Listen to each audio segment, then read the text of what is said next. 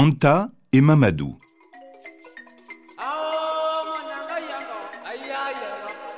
Un jeune homme, du nom de Mamadou, qui voulait apprendre à lire et à écrire, partit un jour à la recherche d'une école. Il quitta sa province pour se rendre dans la région du Cayor, au Sénégal. Là vivait un savant qui enseignait aux enfants. Mamadou resta auprès de son maître aussi longtemps que nécessaire. Quand il sut lire et écrire parfaitement, il décida de rentrer chez lui.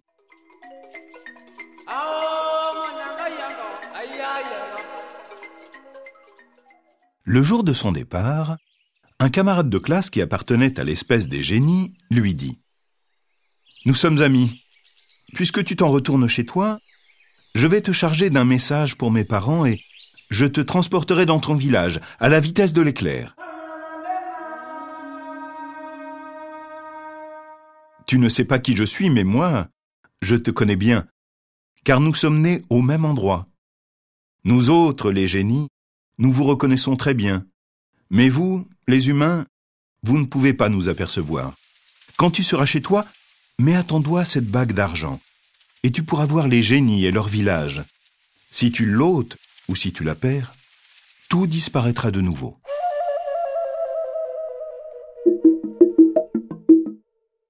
Le génie demanda ensuite à Mamadou de s'asseoir sur son tapis et de fermer les yeux. À peine Mamadou avait-il obéi qu'il se retrouva, comme par magie, dans son village. Le lendemain matin, Mamadou passa la bague à son doigt. Il aperçut alors tous les génies et leur village. Il alla rendre visite à la famille de son camarade. « Le génie, votre parent, vous envoie le bonjour, » leur dit-il. « Et où est-il, notre cher enfant ?» lui demanda-t-on. « Je l'ai laissé dans un village du Cayor. Il continue de fréquenter l'école. »« Ah !» s'écrièrent les parents. « Notre brave petit se conduit bien. Et toi, Mamadou, il faut que tu t'en retournes chez toi. Mais chaque fois que tu auras du temps libre, ne manque pas de venir nous voir. » Mamadou s'en retourna chez ses parents. Mais chaque fois qu'il en avait l'occasion, il rendait de longues visites au génie.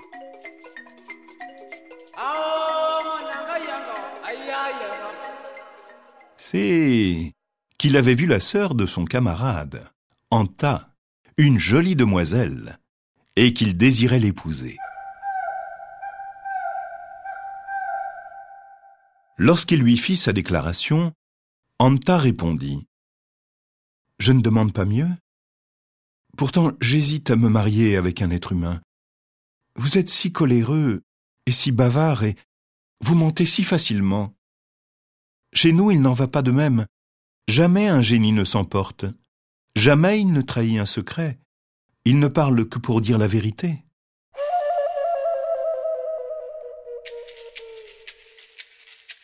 Mamadou protesta. « Quand nous serons mariés, tu verras que moi non plus. Je ne m'emporte pas et que jamais je ne mens. » S'il en est ainsi, le mariage est conclu. Je t'accepte pour mari.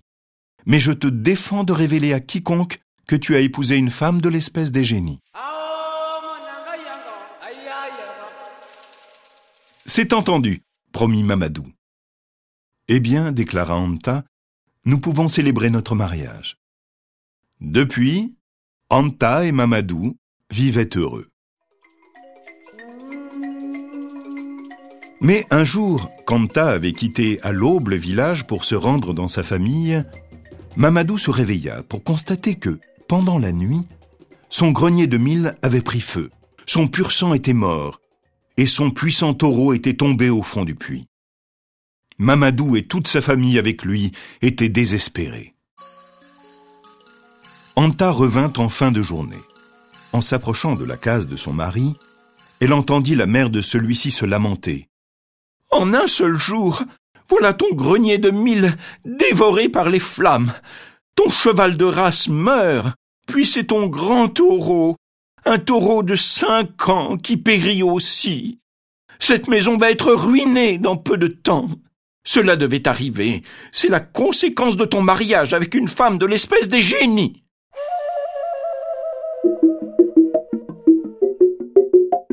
À ces paroles, Anta décida de retourner dans sa famille. Mais avant de disparaître, elle suivit Mamadou jusqu'au champ, et lorsqu'il s'endormit pour la sieste, elle lui ôta sa bague d'argent. À son réveil, Mamadou ne pouvait plus apercevoir les génies ni leur village. Il essaya de suivre le chemin qui menait chez Anta. En vain. Le village avait disparu.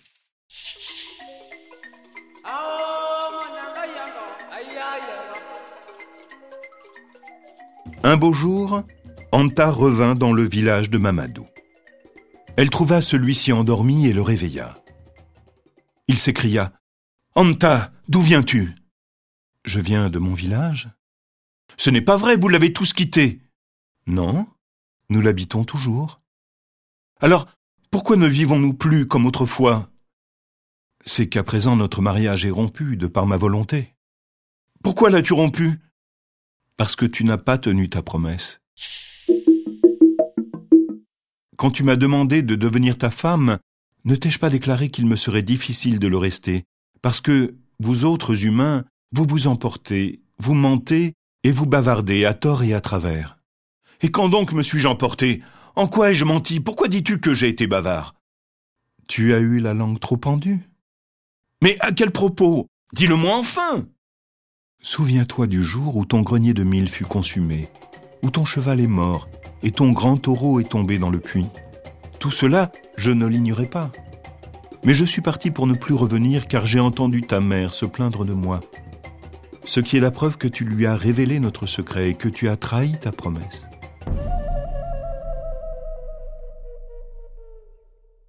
Je vais te raconter ce qui s'est réellement passé. J'étais resté près de toi jusqu'à l'aube. Azraël, l'ange de la mort aux bras parsemés d'yeux et portant un arbre sur la tête, est venu. Il voulait s'emparer de toi. Je l'ai repoussé et rejeté sur ton grenier de mil qui a brûlé.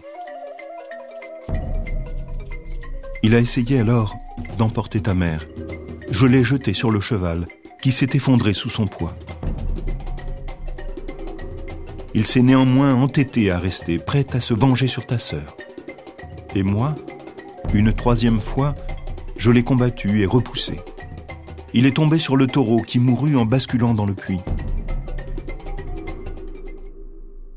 Si je t'avais laissé mourir ainsi que ta mère et ta sœur, que serait devenue ta maison ?